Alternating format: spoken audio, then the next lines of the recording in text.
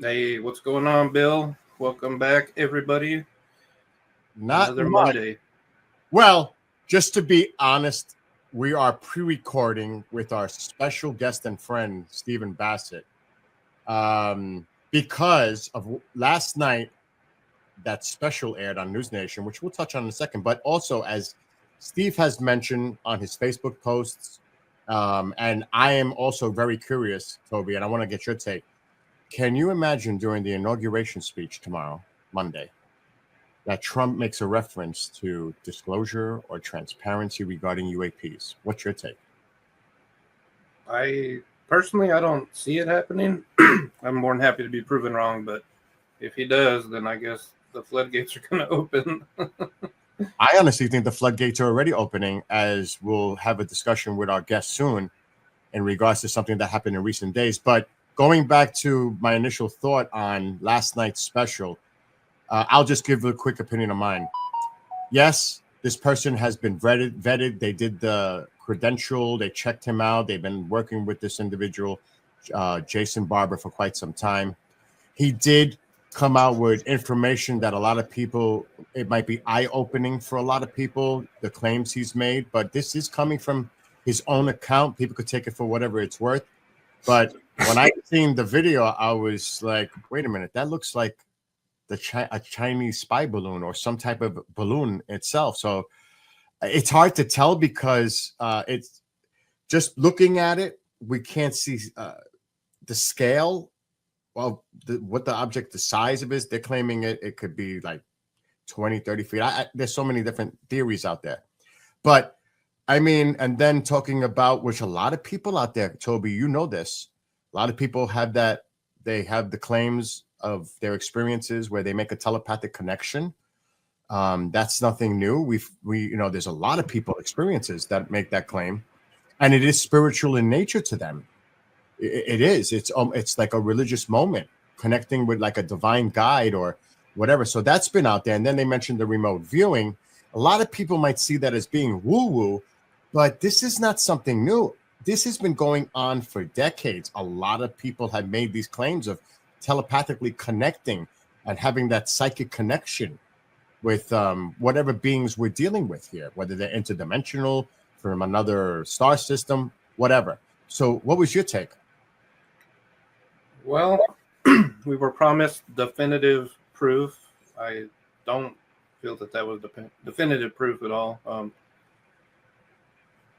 The video, most people were not happy with after all the hype. Yep. Me personally, one thing that stood out to me, and this is something I want to point out, is they got a basic fact wrong, and could have just been an accident. I don't know, but they brought up John Burroughs, who is a friend of mine. You know John. They made the claim that Senator John McCain got John's medical records declassified. This did not happen. It absolutely did not happen. His medical records and his service records are still classified. Correct. While McCain and his office were instrumental in getting John his settlement, most of the doctors he goes to now still can't see his medical records. Yeah. And I'm going to give you a quote here from Dr. Christopher Kit Green that was made around the time John got his settlement. It's true, his records, about 1,000 pages, and to this day, still many hundreds, were in fact legally classified. In my 46-year career as a medical officer and physician with the CIA, including a staff officer, chief of medical intelligence, life science division, and assistant national intelligence officer for science and technology, I had, until a year or so ago, only seen a handful of truly classified medical records. Those of Adolf Hitler, John Kennedy's autopsy, and recently, John Burroughs. So I think that kind of hammers home the significance of these records being classified. Okay. I will say this.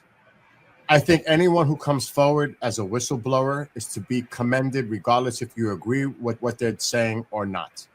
It takes a lot to come forward in front of the public and speak about your experience, your account. Like I said, regardless of what your opinion is, pro, con, these people are coming forward, and we need to encourage people to come forward for disclosure.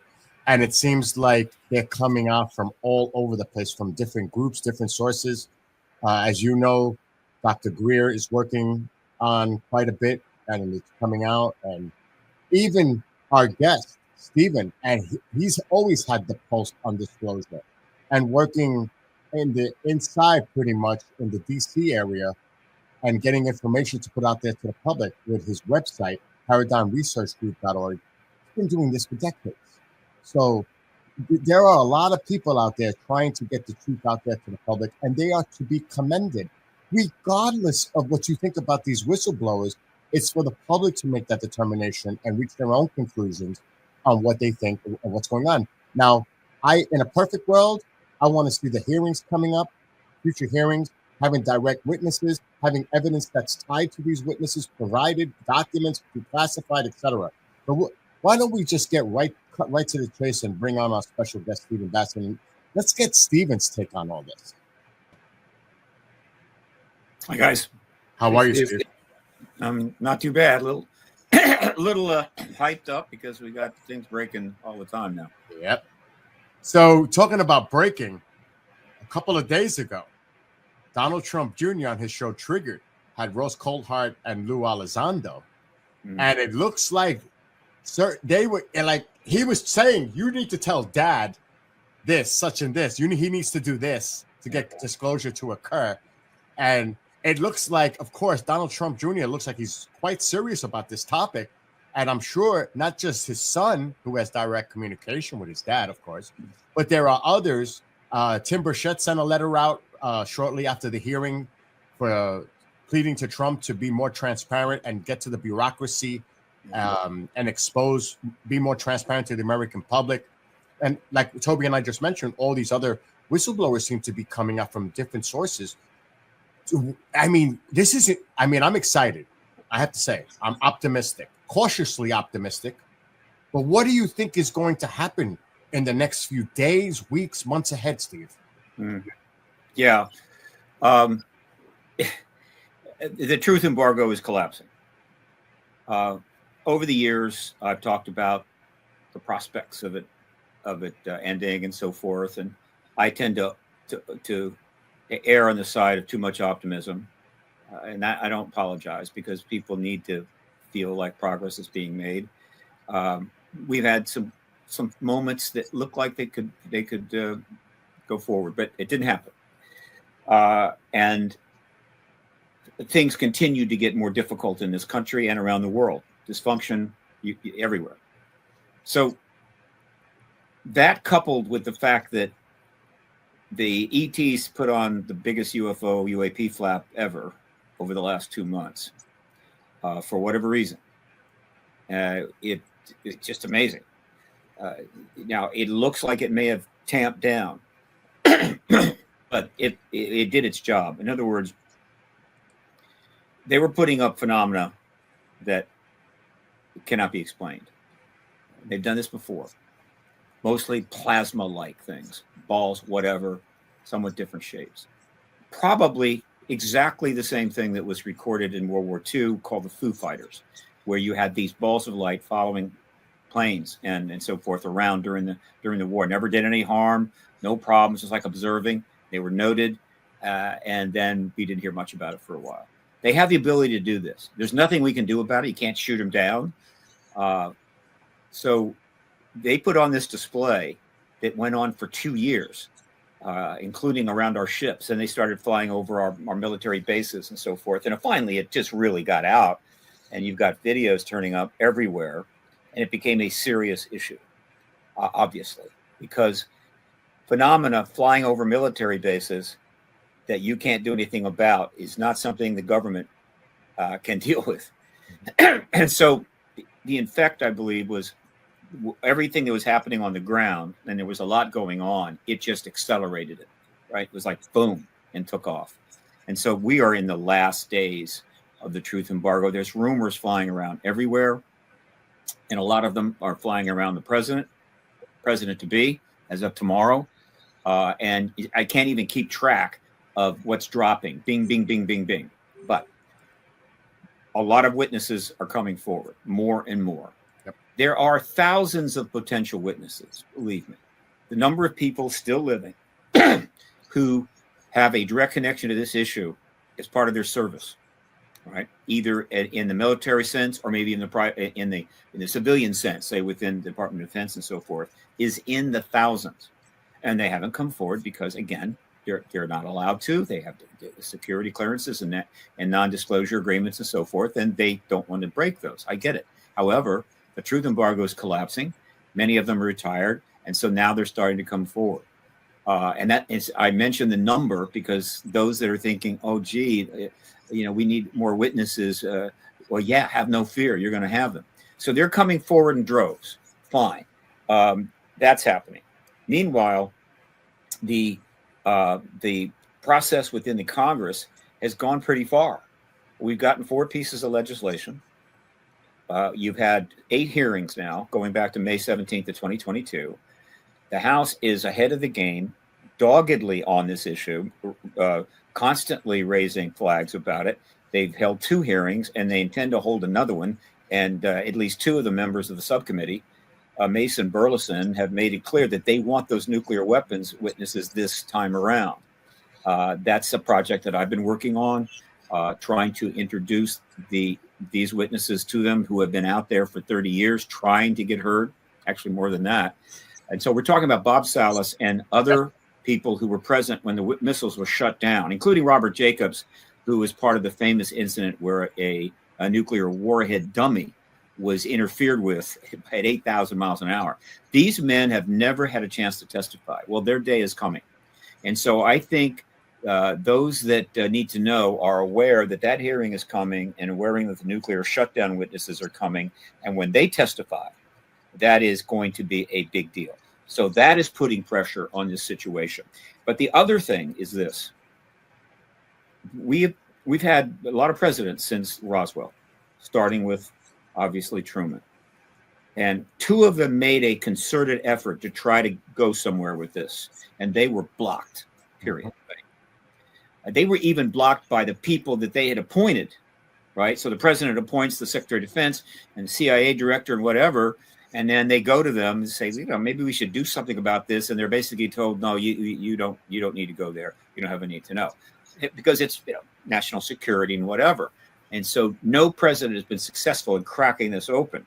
Now, obviously, the progress we've made in the last 4 years in particular, even though Biden didn't say anything about it, he didn't do anything to stop it either, nor did President Trump during the period that he came on board, when a lot was going on behind the scenes after the To the Stars Academy came out in October and the New York Times articles in December of 2017.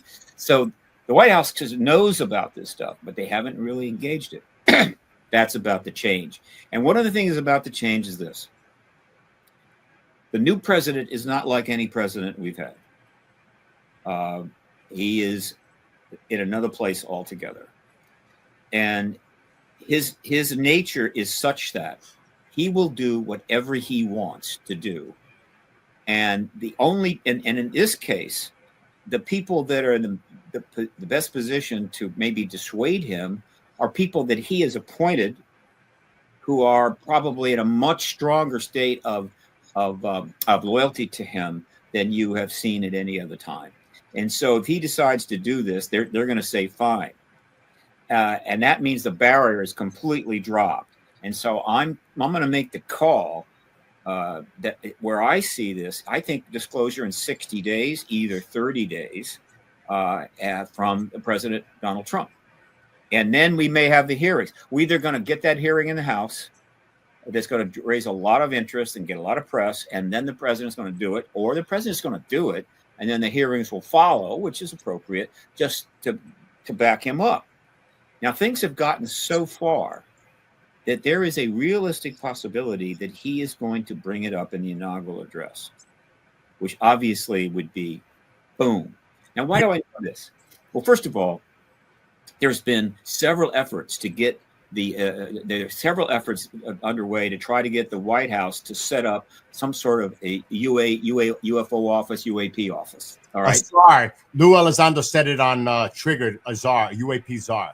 Well, he refers to it as a czar. Could be named anything. Right. No, I'm just saying somebody in a position. Exactly. So, but basically, it's like special office of whatever. It will ultimately be a cabinet position, but initially it may not be.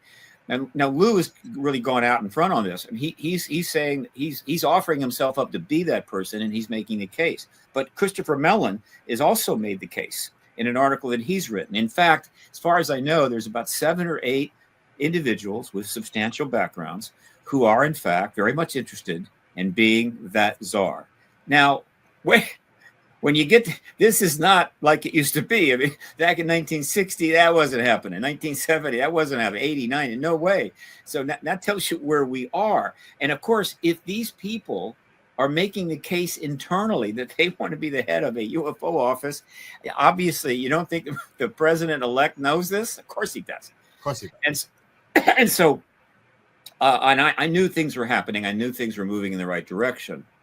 But what really cemented it for me was when I didn't know that Don Jr. had a podcast. I mean, it may be a relatively new one, but because he's got 1 million followers, it's instantly an important one.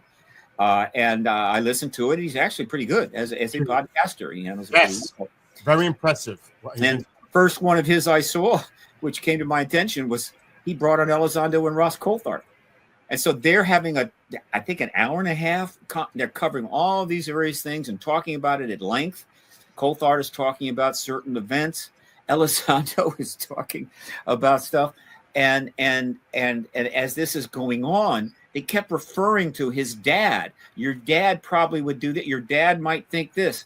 And of course, I don't want to shock anybody. There's no way in hell that Don Jr. is interviewing these people and things about his dad are being brought up unless his dad fully anticipated it, wanted it to happen, had no problem with it. All right. And so he basically set his father up to say something in the inaugural address.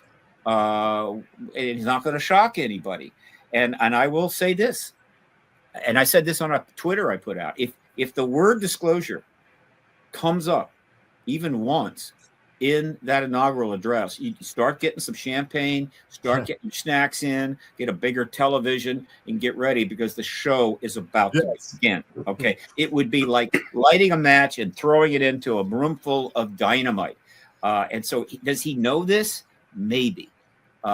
So that's tomorrow, right? That's just tomorrow. Okay. And then he is president, and now he can do what he wants to do. So it looks as if Donald Trump's going to be the disclosure president, which will be one of the most significant legacies any head of state has ever had. It may be the most significant. And then the question is, how is his administration going to handle the post-disclosure world? And I'm trying to get the word out to all of my people, and all of my colleagues and so forth, who have already started setting up organizations to deal with the post-disclosure world, like the Soul Foundation, UAP Disclosure Fund, UAP Advocacy Group, New Paradigm Institute, and of course, I've always been ready for the post-disclosure world, right? The Paradigm Research Group, and I'm just kind of get the word out, and also getting the public aware. Get ready. Right. I understand there's been a lot of talk about it's going to happen. It's going to happen. It's going to happen. I understand. I appreciate that. But I think any reasonable person that's paying close attention to the net and the media and so forth knows that, wait a minute, this is not like in the past. This is something altogether different. So get ready because I think we're about to see the truth embargo end. Now, I have to share something with both of you, Toby and Steve, and the audience. I was doing research because I've always been about the Atomic Energy Act of 54 with SAPs. But are you aware what happened on September 12th with the DOD? What I got to show you a new directive regarding SAPs. Well, I'll tell you what. Let me comment on this. You can bring us back up and search the doc. Yes, do that right? While I find it. Yes. Okay. So yeah, let's talk about that. Again, it's easy to forget all the stuff that's happened, right? Like, as you know, it's happened, you put it behind you, move on, what's happening next. But no, that's not the way things work. Everything that's been happening is accumulating and becoming a factor in what's going to happen next. And so a lot of people may have forgotten that in the initial UAP Disclosure Act, note the name, submitted by Schumer and Rounds, right, into the 2024 NDAA in 2023. It was a major bill. It was the total package, right? Everything that was needed to, in an orderly way, ultimately get everything out of the government files and the USAPs, the research docs, scientific findings, the works, the whole 9 yards, in an orderly way out into the public and then ultimately archived. Not overnight, but a lot of stuff would coming out right away. Some things would be withheld or held back, but there was a process to do that in a somewhat transparent way. It was everything they needed. It was a perfect bill.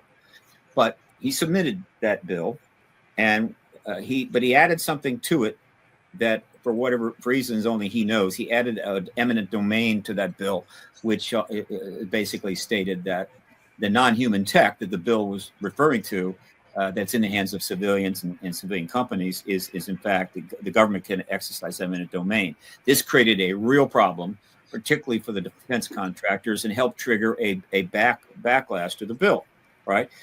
And so ultimately that bill was cut in half. And the powers that were embedded in it, including the review panel, were taken out. But the basic of the bill about how it's going to come forward, be reviewed, and whatever was still there. But it sent a message.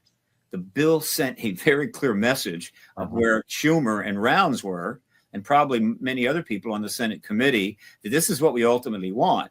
And that was reinforced when they resubmitted it next year for the NDAA 25 bill, which was eventually blocked because they submitted it as an amendment that allowed it to be blocked under the rules. And at least one of the Gang of Eight said they were going to block it. So they didn't withdraw it. What they did is they said internally that somebody didn't meet the deadline. They didn't get it in. So the bill didn't happen.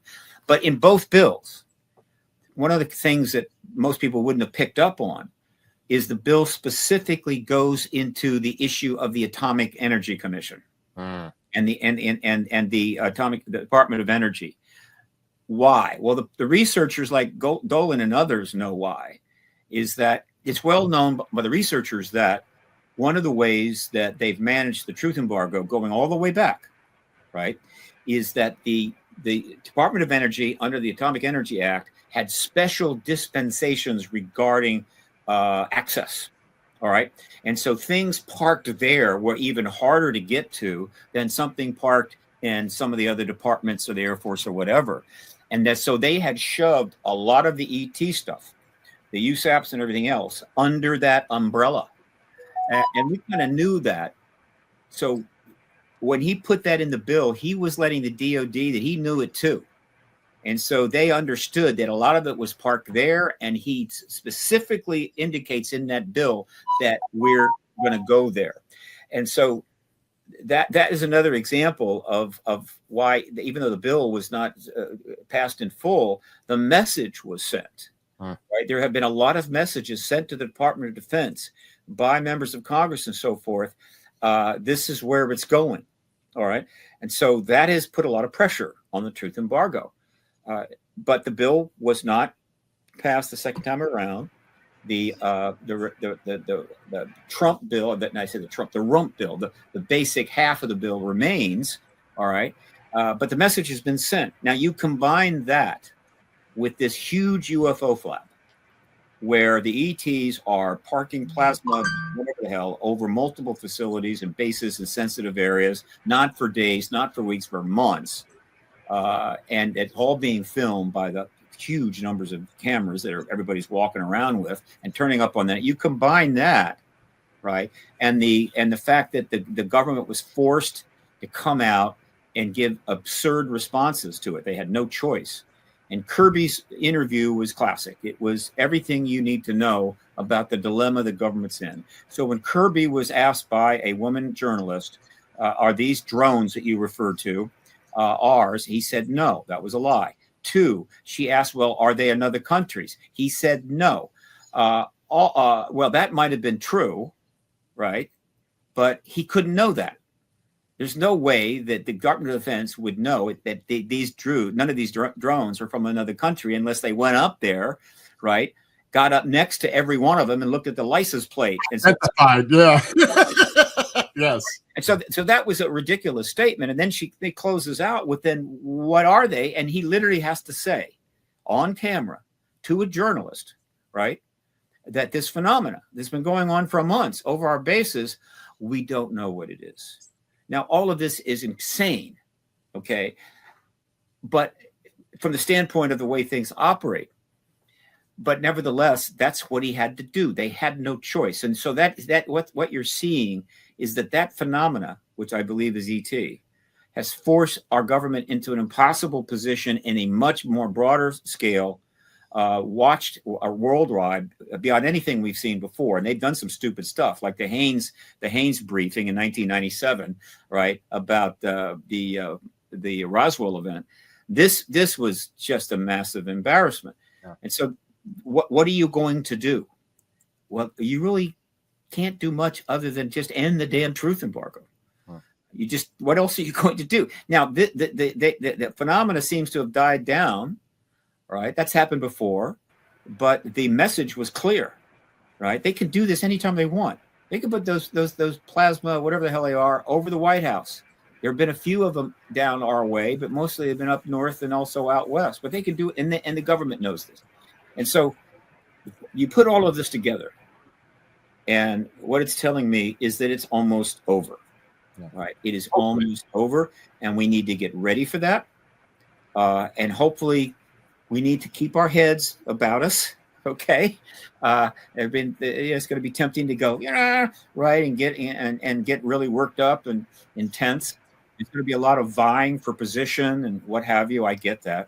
But this is the most profound event in human history, and it calls for people to be as calm as they can be, reasonable, little humility wouldn't hurt. Objective, open-minded, yes. Yeah. I'm going to read it. I found it.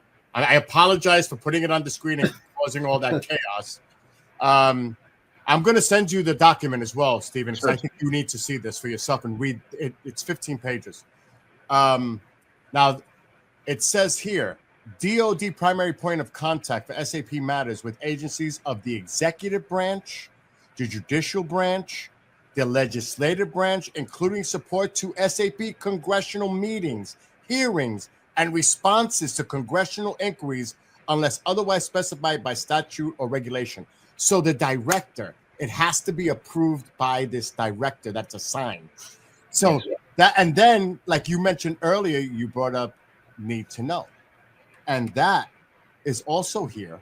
And I was like, whoa, you're on it. You're exactly on it, Stephen, because here it says, in the general area, initial access to DoD SAPs would be strictly controlled based on broad collaboration and shared risk with the SAP enterprise. Access to a SAP will be strictly limited to the minimum number of personnel necessary.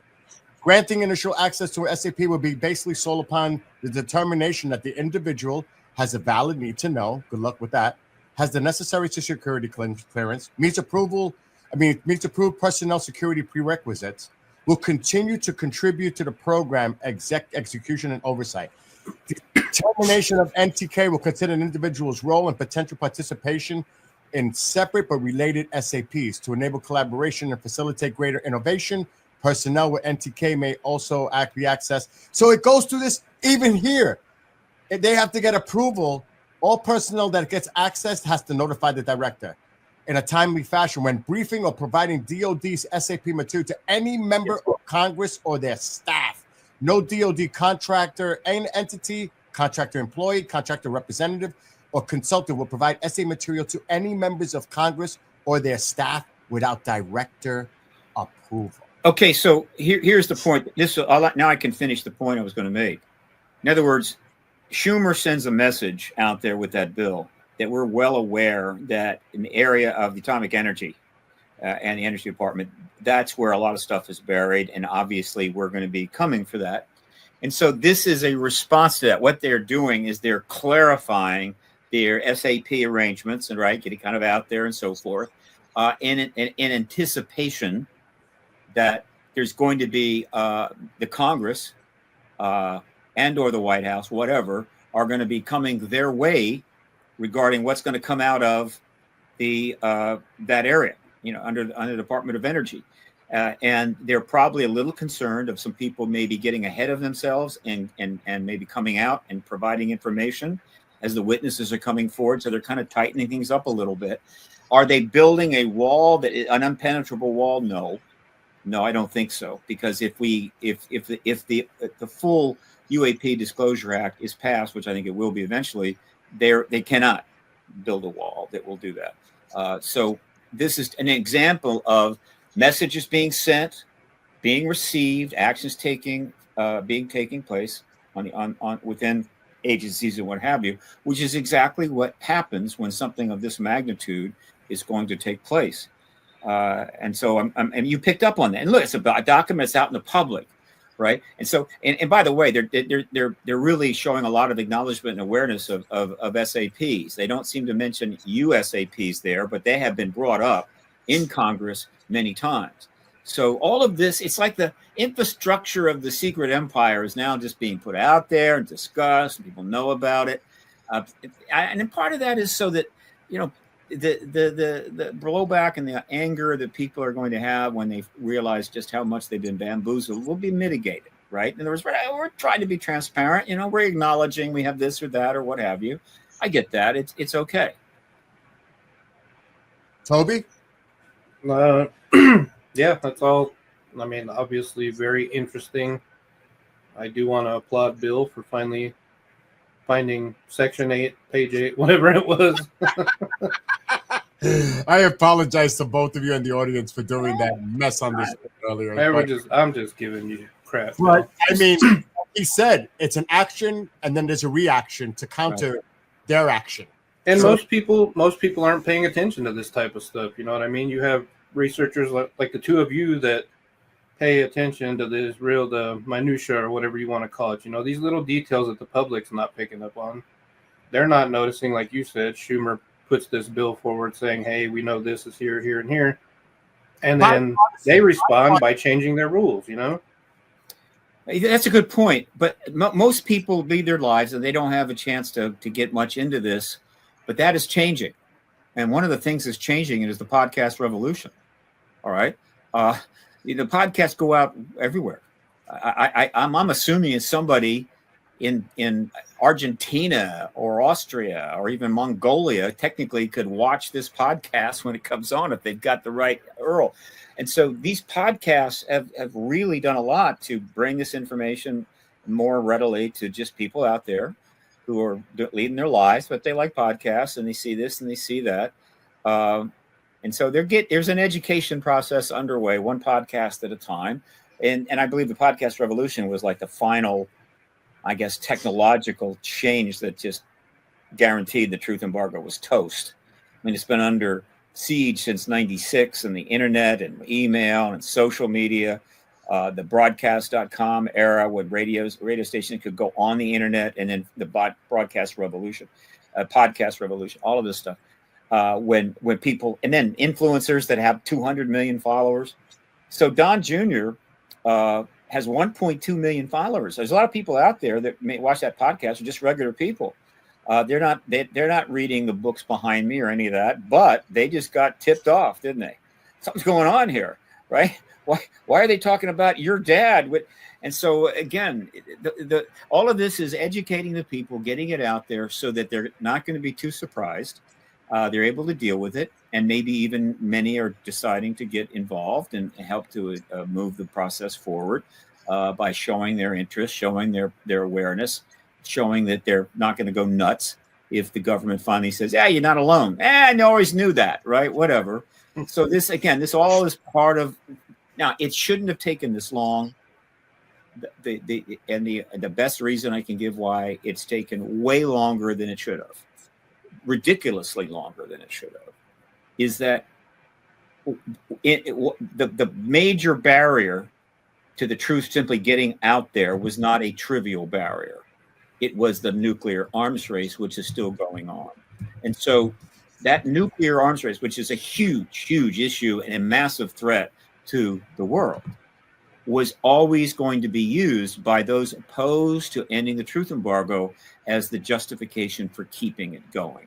If you didn't have the nuclear arms race, if somehow we just kind of made peace after World War II, and we kept our tanks, but we're not going to build up tens of thousands of nukes, we'd have had disclosure long ago. So these two things have been traveling through time together, one blocking the other, and the other maybe being the key to getting rid of the other. I mean, this dynamic, which I talk about all the time, which deserves many books.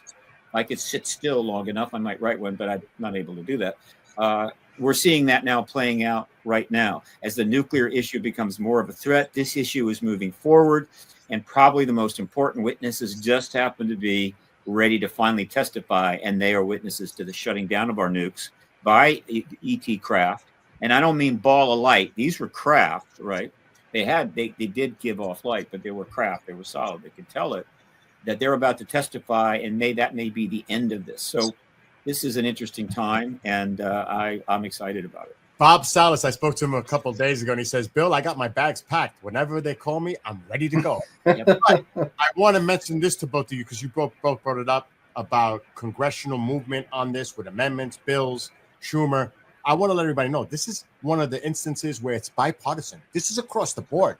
This is not a party line thing. Everybody's on board. But I want to touch on what Stephen said earlier with another little interesting tidbit here. And this was a letter by Tim Burchett to President Trump after the hearings happened. Mm-hmm. And it says here, congratulations on your historic re-election and thank you for your continued friendship. As you work to dismantle bureaucracy, cut unnecessary spending, and restructure the federal government, I also encourage you to demand increased transparency from rogue agencies. In Congress, I have repeatedly called for government transparency.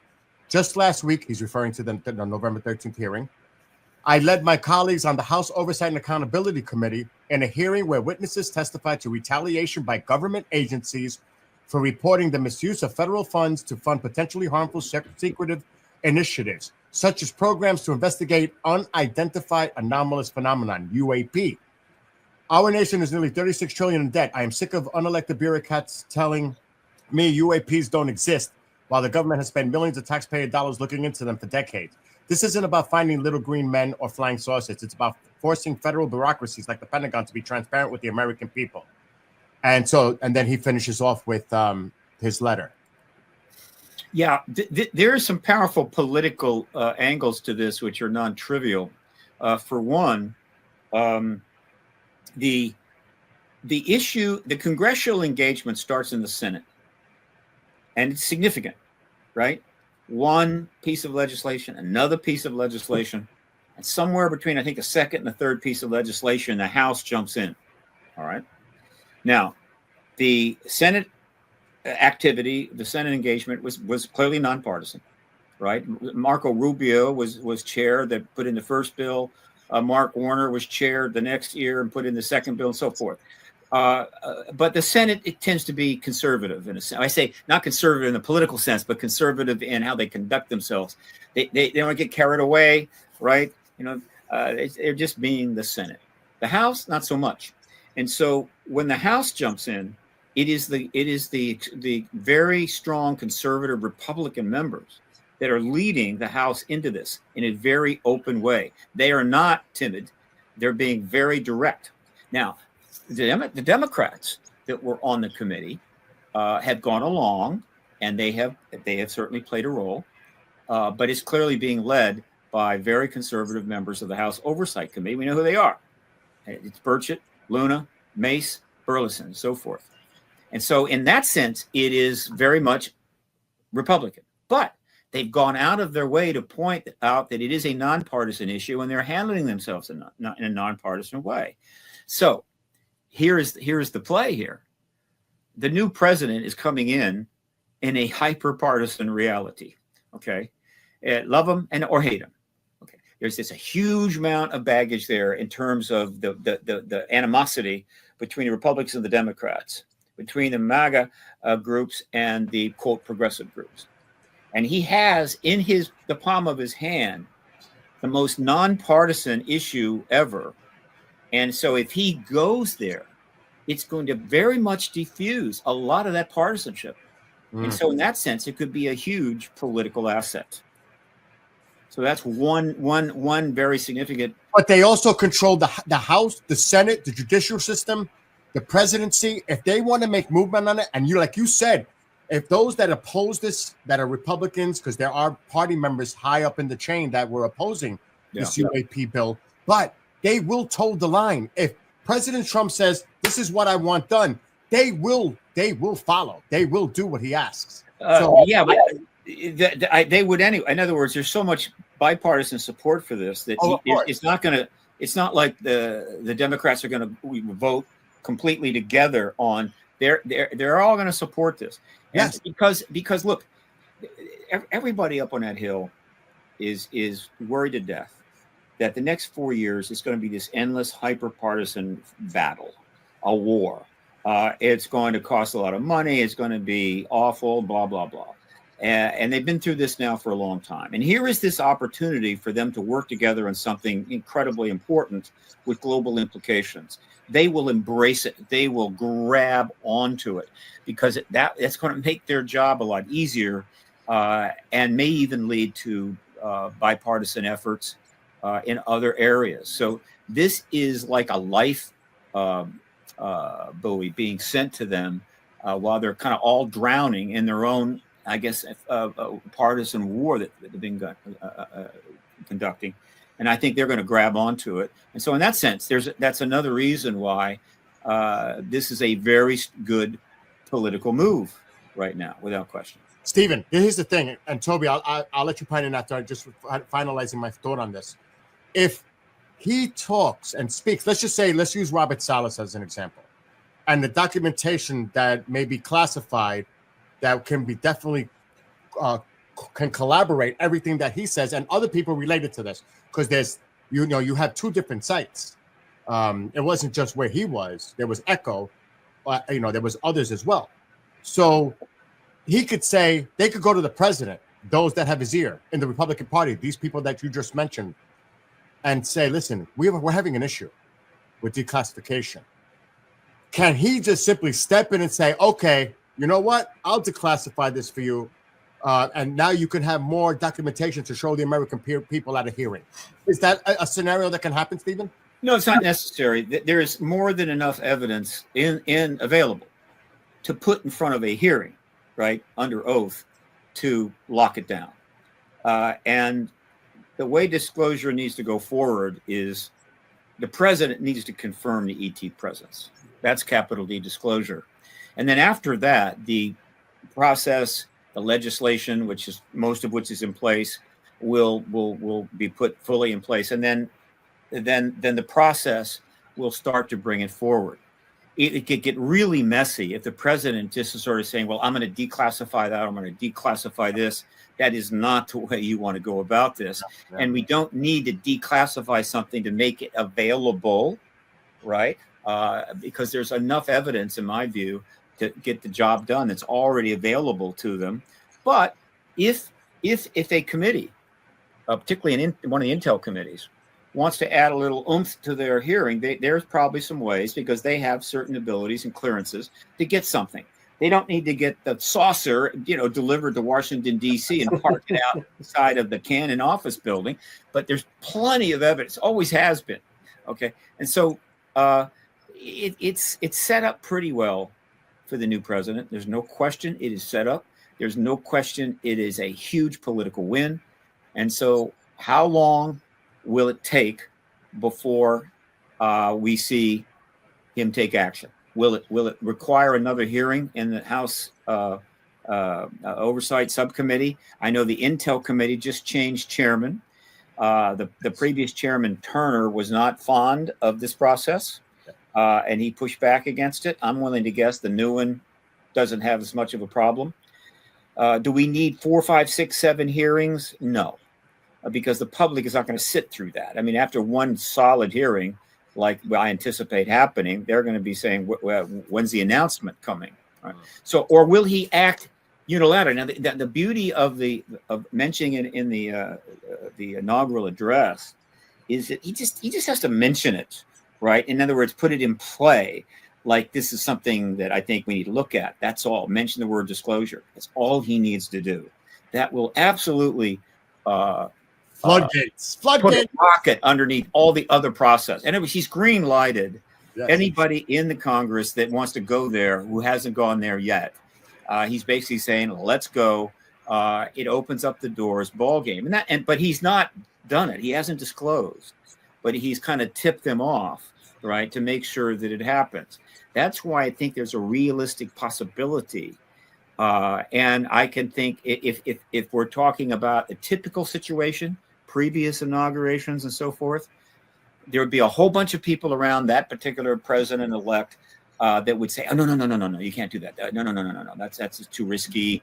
That's like national security stuff. We don't need to go there." Advising them that, and there might even be some people this time, but mostly, if he wants to do, he's going to do it. That's what makes him perhaps what we had to have, what it was going to take to finally get this damn embargo ended, way too many years after it should have ended, and move on with civilization.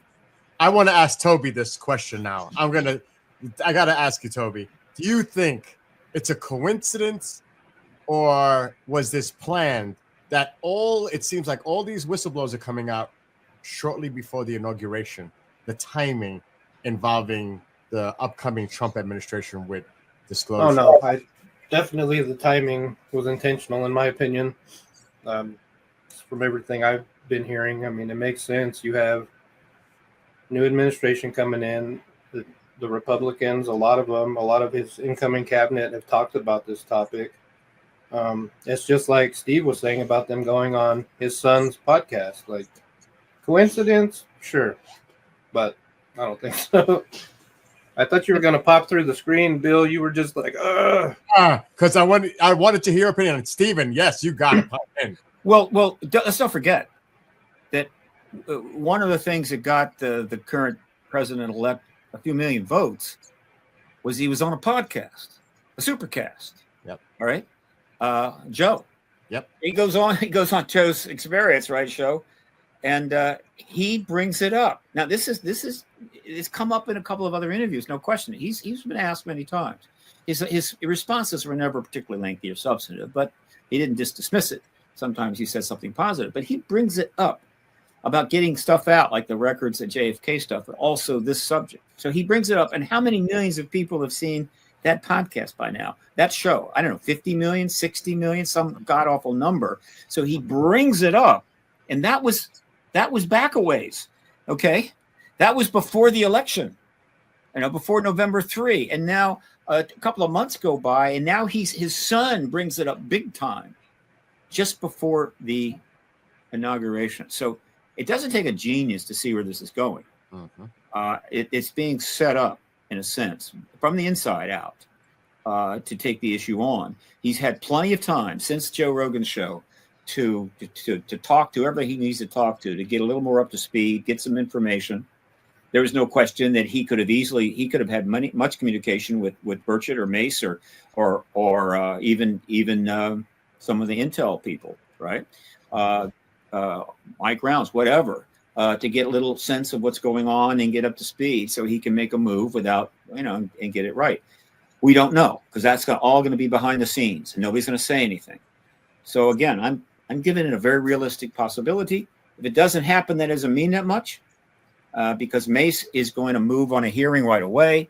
Bob Salas and Robert Hastings and several of the other witnesses are ready to come to D.C. and testify. Bob has even made it clear that he's happy to come to D.C. on his own ahead of time to meet with one of the members. And Kirsten Gillibrand told me that she would meet with him. But, of course, it hasn't been pursued because of everything that's going on. But it's after the inauguration tomorrow, I'm going to get in touch with her office and say, look, Bob Salas is ready to come out. Will you talk with him? He's not going to fly out here to talk to a legislative aide. And so he's ready to do that. They're ready to go. These have always been the most important witnesses because of who they were, SAC-based command officers with the authority to launch nuclear missiles if given the right codes. I mean, what bigger responsibility can you have, right? Who have the credentials regarding an event that directly intersects this issue in important ways. ET related shutdown of nuclear missiles, which then brings up the whole issue of the nuclear proliferation and the risk to our society. It says something about the ETs that people want to hear. They didn't blow them up. They didn't melt them down. They let us turn them back on, but they kept doing it. Not once, not twice, but 4, 5, 6 times. And then we learned they did it in the Soviet Union. This is a pretty obvious message. You don't have to go too deep into this to know what the hell's going on here. Right? They're trying to tell us something. And there's other evidence that points in that direction. And so these witnesses, because they speak directly to that message and to the existence of the non-humans and their ability to do that, that's why they're the most important. And that's one of the reasons why the DOD has done everything it could to prevent them from testifying by behind the scenes, whatever, or ignoring them, never acknowledging them. They have been ghosted, as I like to say. And the man that's probably done more than anybody else to really put this into context is Robert Hastings, a very serious researcher who this was like his thing, his major thing. He did an enormous amount of work on this. He's not one of these guys out in the open trying to get attention. He was a researcher. He interviewed hundreds of people.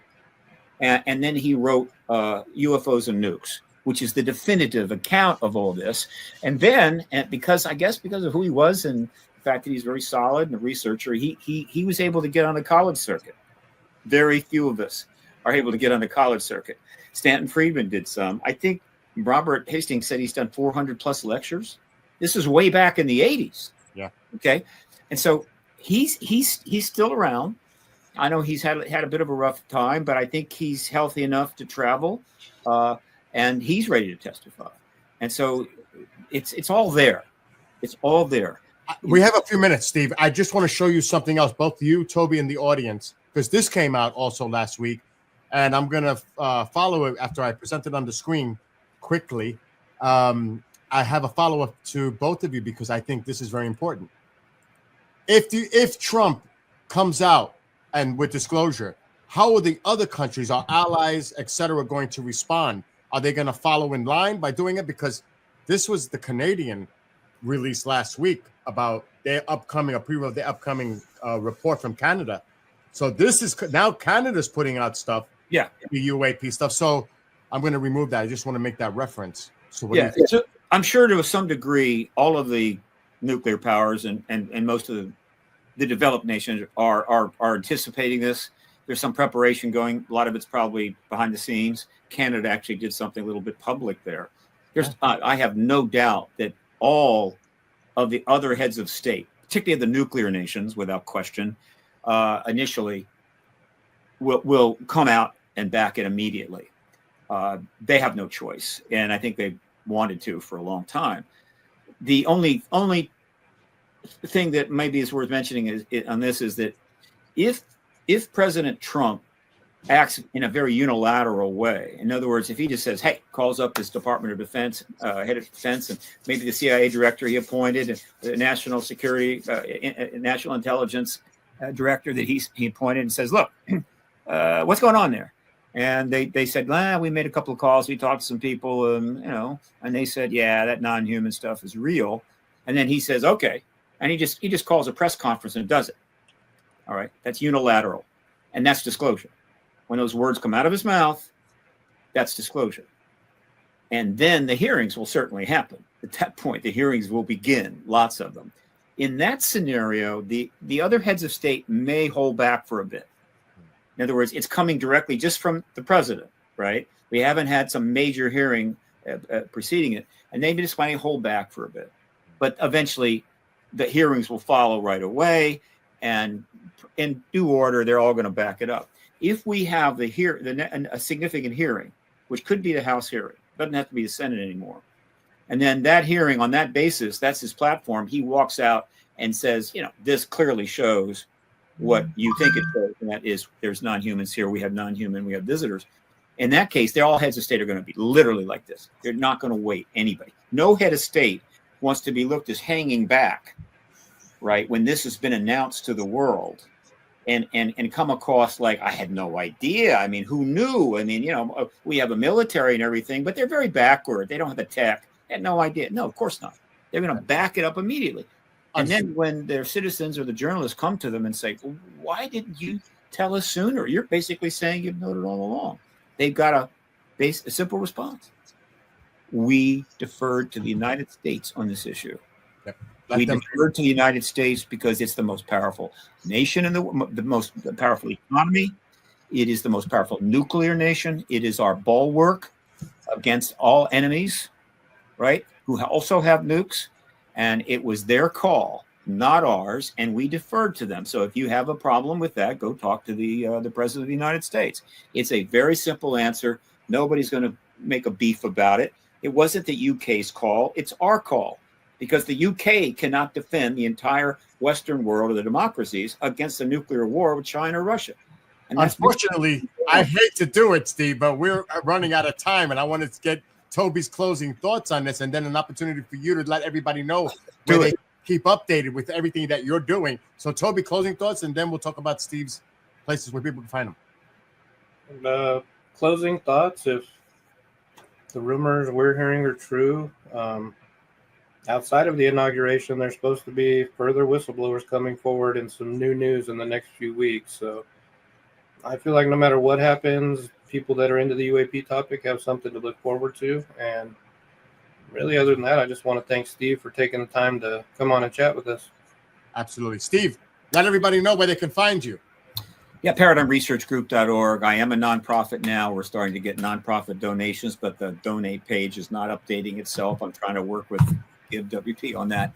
The Hollywood Disclosure Alliance, which I co-founded with Dan Harari, is moving along very nicely.